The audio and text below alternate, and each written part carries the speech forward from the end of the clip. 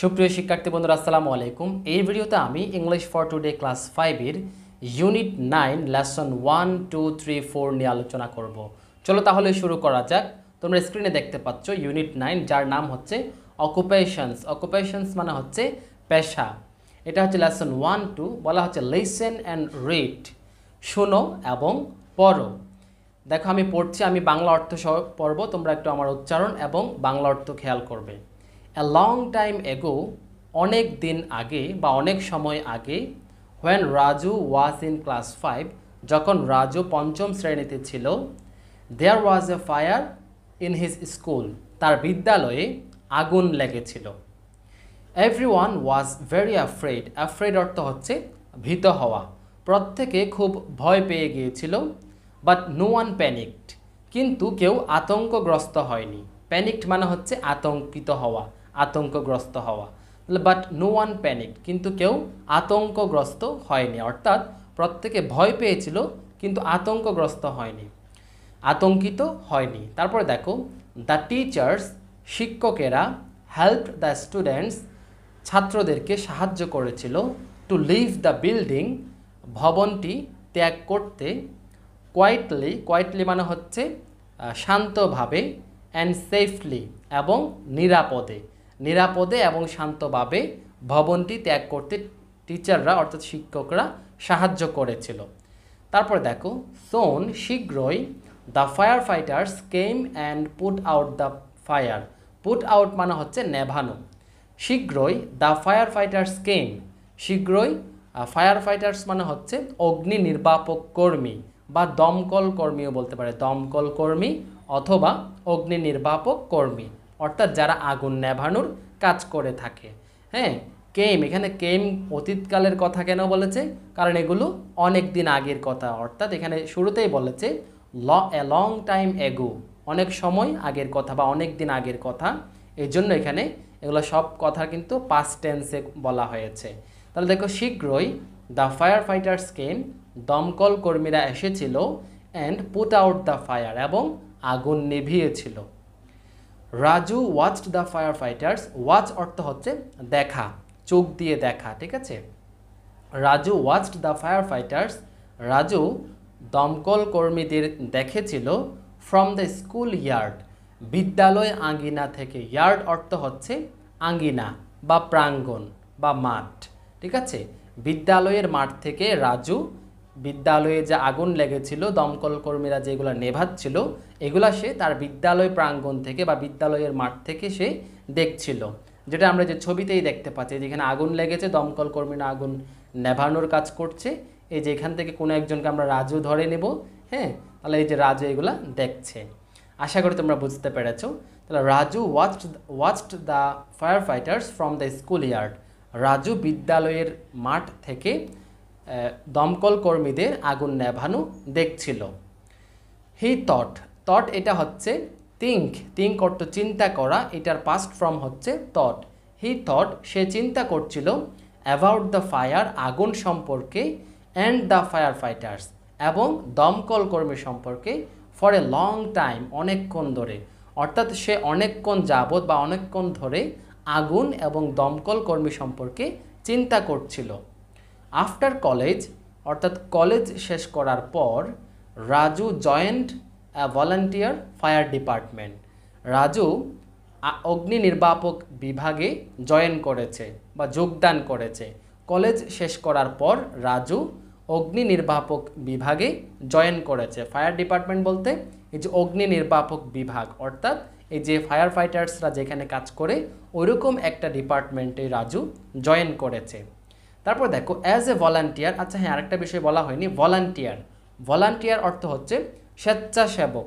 স্বেচ্ছাসেবক মানে হচ্ছে যারা স্বেচ্ছায় অর্থাৎ স্ব ইচ্ছায় কাজ করবে, কিন্তু বিনিময়ে কোনো টাকা পেমেন্ট তারা গ্রহণ করবে না। হ্যাঁ, সম্পূর্ণ সেবামূলক, ঠিক আছে। সে কাজ করবে নিজের ইচ্ছায়, কিন্তু কোনো পেমেন্ট সে নিবে না, অর্থাৎ কোনো টাকা পয়সা, টাকা বা অন্য কোনো কিছু সে নিবে না, ঠিক আছে, বিনিময়ে কিছু নিবে না। হ্যাঁ, তার স্ব ইচ্ছায় সে কাজ করবে, এটাকেই বলা হয় যে ভলান্টিয়ার, যার ইংলিশ হচ্ছে কি, বাংলা হচ্ছে কি স্বেচ্ছাসেবক। তারপরে দেখো, অ্যাজ এ ভলান্টিয়ার, স্বেচ্ছাসেবক হিসেবে, he didn't get any money, he didn't get any money, সে কোনো টাকা পেত না, গেট অর্থ পাওয়া, এনি মানি কোনো টাকা পেত না, ফর হিজ ওয়ার্ক তার কাজের জন্য। এটা আগেই বলেছি, ভলান্টিয়ার মানে কোনো টাকা বা অন্য কোনো বিনিময়ে কিছু পায় না। হ্যাঁ, তারপর দেখো but Raju didn't mind, mind অর্থ হচ্ছে মনে করা, বাট রাজু ডিডন্ট মাইন্ড, কিন্তু রাজু কিছু মনে করতো না। তারপর আমরা একটু নিচে যাই, বলা হচ্ছে নাও এখন, এখন আমরা বর্তমানে চলে এসেছি, অর্থাৎ বর্তমানকালে প্রেজেন্ট টেন্সে বলা হচ্ছে। এখন Raju is a full time fire fighter, Raju এখন পূর্ণ সময়ের দমকল কর্মী, অর্থাৎ রাজু এখন দমকল কর্মী হিসেবে যোগদান করেছে, এই জন্য বলা হচ্ছে is a full time fire fighter, Raju এখন একজন পূর্ণ দমকল কর্মী। ঠিক আছে, ফুল টাইম সম্পূর্ণ সময়ের কি দমকল কর্মী, অর্থাৎ সে এখন নিজে একজন দমকল কর্মী। এই যে দেখা যাচ্ছে রাজু দমকল কর্মী হয়ে গিয়েছে। তারপরে দেখো আর দমকল কর্মী মানে কি, যারা আগুন নেভায়, ফায়ার ফাইটার আমরা যাদেরকে বলি। তারপর দেখো ইট ইজ হিজ জব, এটা তার চাকরি। এখন সে কিন্তু এখানে ওই পেশাটায় অর্থাৎ ফায়ার ডিপার্টমেন্টে সে ফায়ার ফাইটার হিসেবে জব করছে, হ্যাঁ চাকরি করছে। দেখো so he earns money for it, তাই সে এটার জন্য টাকা উপার্জন করে, টাকা পায়। হ্যাঁ, আর্ন অর্থ হচ্ছে উপার্জন করা। তারপরে দেখো মোস্ট অফ দ্য টাইম, বেশিরভাগ সময়, his work is putting out fires, বেশিরভাগ সময় তার কাজ হচ্ছে আগুন নেভানো। পুট আউট অর্থ কি বলেছিলাম, নেভানো। পুট আউট, যে পুটিং আউট ফায়ার্স, তার বেশিরভাগ সময় তার কাজ হচ্ছে আগুন নেভানো।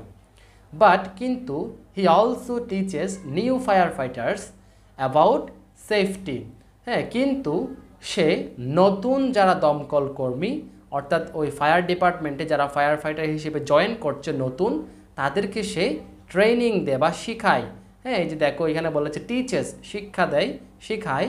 অ্যাবাউট কি সেফটি, সেফটি মানে হচ্ছে নিরাপত্তা, নিরাপত্তা বলতে আগুন থেকে নিরাপত্তা, যে আগুন থেকে নিরাপত্তা, আগুনের নিরাপত্তার বিষয়ে সে তাদেরকে শিখায়। তারপর দেখো he likes teaching very much, সে পড়াতে বা শেখাতে পছন্দ করে, খুব বেশি পছন্দ করে। ইন হিজ ফ্রি টাইম, তার অবসর সময়ে, হ্যাঁ তার অবসর সময়ে রাজু ভিজিটস স্কুলস, রাজু বিদ্যালয়ে ভ্রমণ করে বা বিদ্যালয়ে পরিদর্শনে যায়।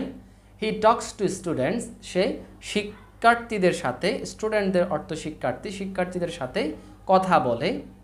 অ্যাবাউট ফায়ার সেফটি, কিসের সম্পর্কে, আগুন থেকে নিরাপত্তা, আগুনের নিরাপত্তা সম্পর্কে সে শিক্ষার্থীদের সাথে কথা বলে। আগুনের নিরাপত্তা বলতে কি জিনিস, কোথাও যদি আগুন লাগে কিভাবে নিরাপত্তাটা কিভাবে মেনটেন করবে, কিভাবে আগুনটা সামলাবে, আগুন নেভাবে, কিভাবে নিজে সেফ থেকে আগুনটা নেভাবে, এই বিষয়গুলো, এই যাবতীয় বিষয়গুলো সে শিক্ষার্থীদের সাথে কথা বলে, এই যাবতীয় বিষয়গুলো নিয়ে কথা বলে। He tells them what to do, সে তাদেরকে বলে কি করতে হবে। If there is a fire, যদি কোথাও আগুন লাগে কি করতে হবে এই বিষয়ে সে তাদেরকে বলে। দে শুডন্ট প্যানিক, তাদের আতঙ্কিত বা আতঙ্কগ্রস্ত হওয়া উচিত নয়।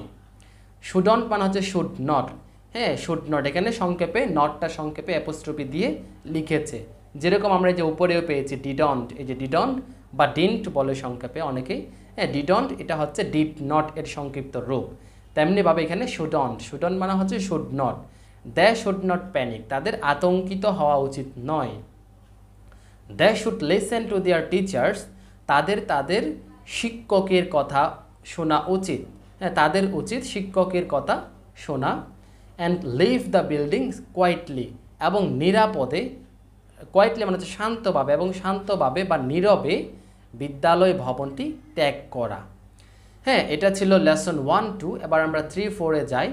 3-4-এ বলা হচ্ছে যে, আচ্ছা তার আগে বলি তোমরা এই সম্পূর্ণ প্যাসেজটা কিন্তু বেশ কয়েকবার, প্রথমত এমনিতেই ইংলিশটা রিডিং পড়বে 4-5 বার, যতক্ষণ পর্যন্ত ট্রলি তোমাদের এটা মানে ঠোঁটে মুখে চলে না আসে, ততক্ষণ তোমরা ভালোভাবে এটা উচ্চারণটা প্র্যাকটিস করবে, দেন বাংলায় বুঝে বুঝে শেখার চেষ্টা করবে। তারপর দেখো বিতে বলা হচ্ছে রিড আগেইন, আবার পড়ো। Write T for true or F for false, অর্থাৎ সঠিক হলে টি লিখো, ফলস হলে এফ লিখো। 1 এ বলা হচ্ছে there was a fire at Raju's school when he was in class 5, অর্থাৎ রাজুর বিদ্যালয়ে আগুন লেগেছিল যখন সে পঞ্চম শ্রেণীতে ছিল। এটা কিন্তু সঠিক, আমরা শুরুতেই পেয়েছি প্যাসেজের দেয়ার ওয়াজ এ ফায়ার। হ্যাঁ, ওই যে কখন রাজু যখন কি ছিল, ক্লাস 5-এ ছিল। হ্যাঁ, এ লং টাইম এগো দিয়ে এই কথাটা বলেছে। তাহলে এখানে আমরা কি লিখবো, এখানে টি লিখবো, এটা হচ্ছে ট্রু। তারপরে দেখো the teachers left the students in the building during the fire, অর্থাৎ আগুন যখন লেগেছিল তখন যে the teachers left the students, শিক্ষকেরা ছাত্রদেরকে ত্যাগ করে চলে গিয়েছিল, ছেড়ে চলে গিয়েছিল। ইন দ্য বিল্ডিং মানে বিল্ডিংয়ে রেখে চলে গিয়েছিল। ডিউরিং মানে হচ্ছে সময়ে, দ্য ফায়ার অর্থাৎ আগুন লাগার সময়ে শিক্ষকরা শিক্ষার্থীদের স্টুডেন্টদের রেখে চলে গিয়েছিল। হ্যাঁ, এটা কিন্তু মিথ্যা কথা।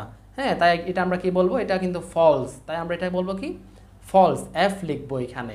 তারপরে দেখো Raju didn't C the fire fighters put out the fire at his school, অর্থাৎ রাজু ডিডন্ট সি, রাজু দেখে নাই, বা এটা হচ্ছে অতীতকালের কথা বলেছে, রাজু দেখেনি দ্য ফায়ার ফাইটার্স দমকল কর্মীদের put out the fire at his school, তার বিদ্যালয়ে আগুন নেভাতে, অর্থাৎ রাজু বিদ্যালয়ে দমকল কর্মীদের আগুন নেভাতে দেখেনি। এটা কিন্তু মিথ্যা, কারণ আমরা পড়েছি যে প্যাসেজের মধ্যে রাজু তার বিদ্যালয় প্রাঙ্গণ থেকে, স্কুল ইয়ার্ড থেকেই দমকল কর্মীদের কাজগুলো সে দেখছিল। এই জন্য এটা এখানে যে 3 নম্বরে যে কথাটা বলেছে এটা কিন্তু ফলস হবে, তাই এখানে আমরা কি লিখব, এফ লিখব। তারপরে দেখো 4 নম্বরে বলছে Raju always earns money for being a fire fighter. হ্যাঁ, রাজু সব সময় টাকা উপার্জন করে বা অর্থ উপার্জন করে for being a fire fighter. হ্যাঁ, ফায়ার ফাইটার হিসেবে রাজু সবসময় অর্থ উপার্জন করে। এটা কিন্তু ফলস, কারণ রাজু কিন্তু কলেজ শেষ করে সে কিন্তু ভলান্টিয়ার হিসেবে ওইখানে জয়েন করেছিল, অর্থাৎ সে টাকা ছাড়াও কিন্তু ফায়ার ফাইটার হিসেবে কাজ করেছিল। এই জন্য এটা কিন্তু আমরা ফলস বলবো, ঠিক আছে। তারপর দেখো 5 নম্বরে বলা হচ্ছে Raju also likes teaching, Raju পড়াতেও বা শেখাতেও পছন্দ করে। হ্যাঁ, অলসো মানে হচ্ছে আরও বা ও, Raju also likes teaching, Raju শেখাতেও পছন্দ করে, এটা কিন্তু ট্রু, এটা আমরা প্যাসেজে পেয়েছি। তাহলে আমরা এটা কি বলবো, টি লিখবো এখানে।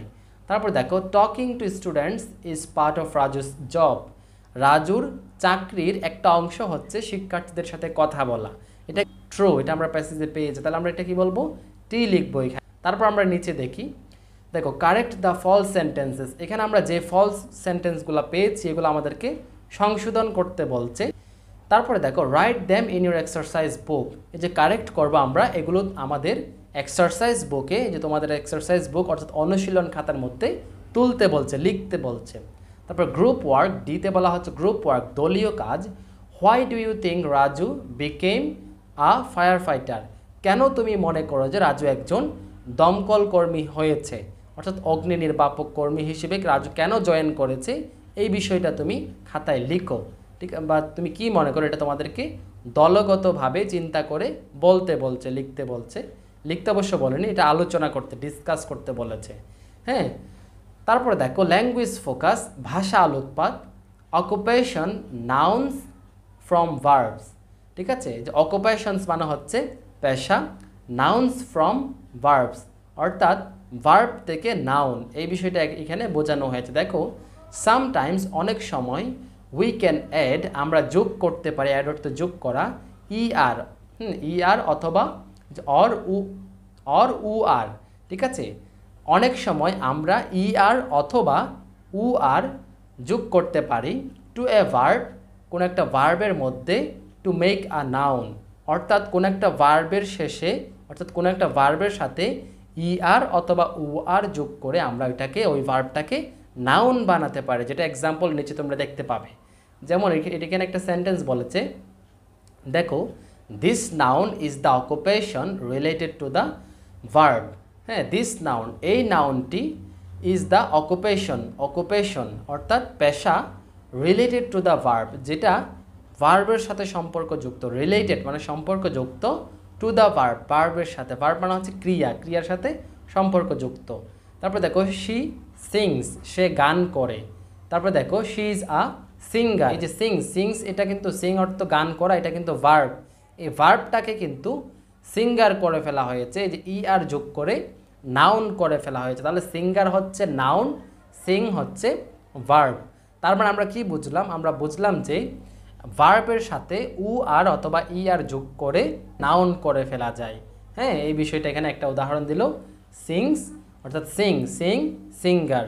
ঠিক আছে, তারপর হচ্ছে অ্যাক্ট, অ্যাক্টর। অ্যাক্ট অর্থ হচ্ছে অভিনয় করা। ঠিক আছে, অ্যাক্ট থেকে অ্যাক্টর আর যোগ করে হচ্ছে কি অ্যাক্টর করা হয়েছে, যেটা হচ্ছে কি হয়ে গেল? একটা নাউন হয়ে গেল।